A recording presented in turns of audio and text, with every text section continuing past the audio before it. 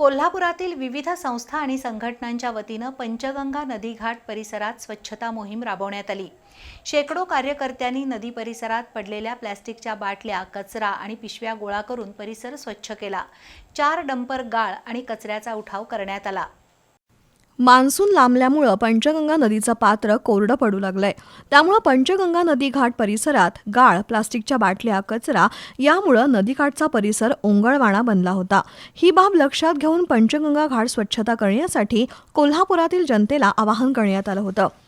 या आवाहनाला प्रतिसाद देत विविध संस्था संघटनांबरोबरच नागरिकही मोठ्या संख्येनं आज सकाळी स्वच्छता मोहिमेसाठी पंचगंगा नदीघाटावर दाखल झाले। इस्कॉन परिवार, पंचगंगा विहार मंडळ, पंचगंगा आरती मंडळ, हिंदू जनजागरण समिती, वृक्षमित्र मंडळ, प्रसार माध्यम समूह, हॉटेल असोसिएशन आणि विविध संस्था संघटनांनी उत्स्फूर्त सहभाग घेतला। या मोहिमेअंतर्गत नदीकाठावरील मंदिरातील गाळ बाहेर काढण्यात आला। तसंच प्लास्टिकच्या बाटल्या, कचरा आणि पायऱ्यांवर साचलेला गाळ बाहेर काढण्यात आला।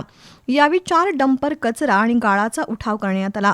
ॲडव्होकेट राजेंद्र किंकर, उज्ज्वल नागेशकर, सचिन शानबाग, प्रताप पाटील, महेश कामत, दिलीप देसाई, अमोल बुड्ढे, राजेंद्र मकोटे यांच्यासह नागरिकांनी या मोहिमेत सहभाग घेऊन परिसर लख्ख केला।